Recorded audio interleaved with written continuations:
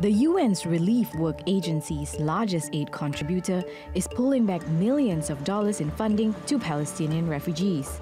While the US will still contribute $60 million, it marks a large drop from the $350 million it gave last year. Along with the decision, the US took aim at other donors it says have to pick up the slack. This is not aimed at punishing anyone.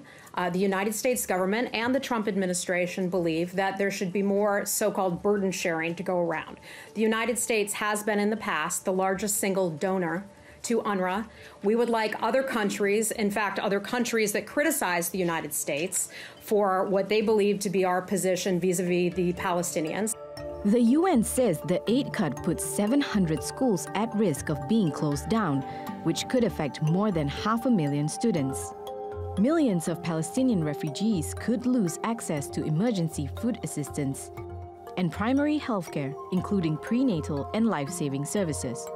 The agency also warned the drop in funding could worsen Palestine's deteriorating economy, especially in the Gaza Strip. The lack of funding and the growing number of Palestinians who completely depend on UNRWA for a decent life will be a major challenge for us this year. Palestine relies heavily on foreign aid for reconstruction and infrastructure development. A decade-long blockade by Israel and Egypt in the Gaza Strip has crippled the economy and caused unemployment to shoot up to almost 30%.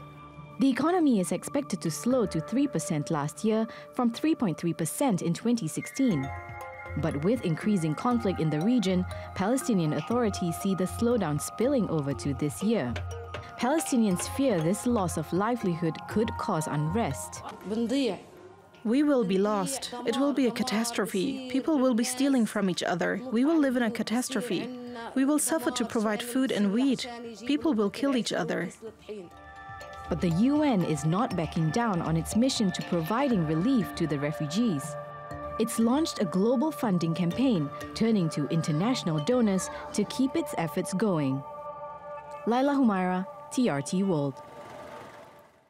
So let's go to our guests now. Our editor-at-large, Copetas, is joining us from Paris. But first, let's turn to Michael Dumper. He's Professor of Middle East Politics at the University of Exeter in the UK. Michael, welcome to the show. Craig, you too. But Michael, I want to start with you, if I may. Look, $65 million.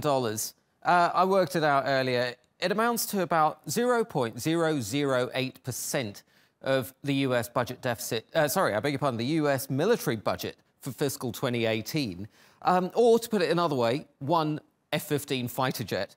Wouldn't it be easier for the US to just maintain this level of aid and maintain its influence in the region?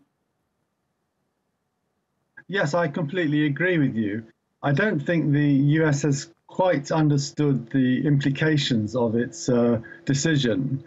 The knock-on effects of withdrawing the funding to UNRWA will not just affect refugees themselves, but also the host countries where the refugees live.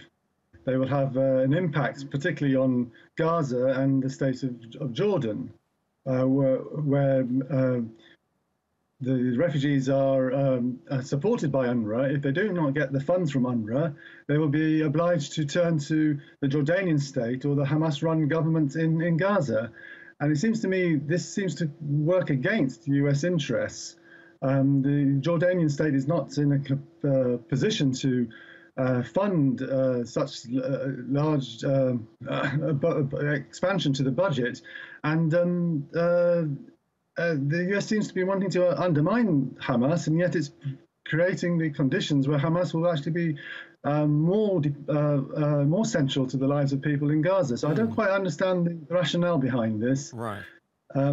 You can speculate, but on the face of it, it's not easy to understand. Right. Now, in our report there, we heard from Palestinians themselves saying that if the amount of aid coming to them is cut drastically, that they foresee major instability if unemployment goes up, if the economy really slows down. Do you agree with that assessment? Are we sitting on a tinderbox over there? Well, there's so many people have predicted disaster and collapse, but it is a very critical situation in the Middle East at the moment, with the demands required for the reconstruction of Syria. There's not a lot of money in the international community available to support a sudden increased demand that if the United States withdraws. So things are not easy in places like Jordan, which is trying to cope with an influx of refugees from Syria, and has vast camps that it is having to sort of manage with the UNHCR. To have another 2 million refugees requiring education, health services, and other social welfare needs is really, really putting a strain on the kingdom. And I am pretty sure that the king is very, very concerned about what is happening and is trying to lobby for a change. OK. Craig, let me turn to you, if I may. Now, Donald Trump says he's making the cuts because, as he describes it, the Palestinians are no longer willing to talk peace. But what are your sources telling you about the possible other reasons for this cut? As our intelligence sources in Beirut and Washington have told Money Talks, that the policy goal of the Trump administration in this move is to defenestrate the regime of Mahmoud Abbas, the leader of the Palestinians. What they're trying to achieve, these sources claim, is to create a situation to see who steps forward to replace this UN agency's shortfalls. Who's going to take up the money? The thinking is, I'm told, that the Trump administration believes it will be the Muslim Brotherhood, Iran, or other Islamist groups which the Trump administration doesn't like. So the Trump administration, we're told, is working behind the scenes with Mohammed Dahlan. Now, he has been involved in getting money to the Palestinians through donations from the United Arab Emirates. This aid has been flowing in. Now, Mohammed Dahlan is a former Fatah executive, and he was the national security advisor to Yasser Arafat. Now, Dahlan is acceptable to the Trump administration, we are told. He is in favor of U.S. interests, we are told. And the gambit is to try and put him in a position to replace the current Palestinian leader, Mahmoud Abbas. Right. Behind the scenes on all of this is one other thing. There is also consideration going on something that started back during the Obama administration to sanction the Palestinian Investment Fund, which was created in 2002.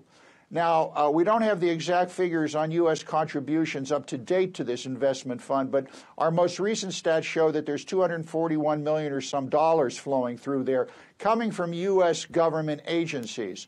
So it's being kicked around to sanction this group, and one of the reasons is the current chairman of this organization, a gentleman by the name of Mohammed Mustafa, was listed in the Panama Papers, and we are told could be sanctioned under the various currency laws that are going on. Now, by the way, I must point this out. We reached out to the Palestinian Investment Fund today, tried to reach their officials. They would not talk to us. OK, I'm afraid we are going to have to leave it there on a very complex issue. But Professor Michael Dumper and Craig Copetas, thank you both very much.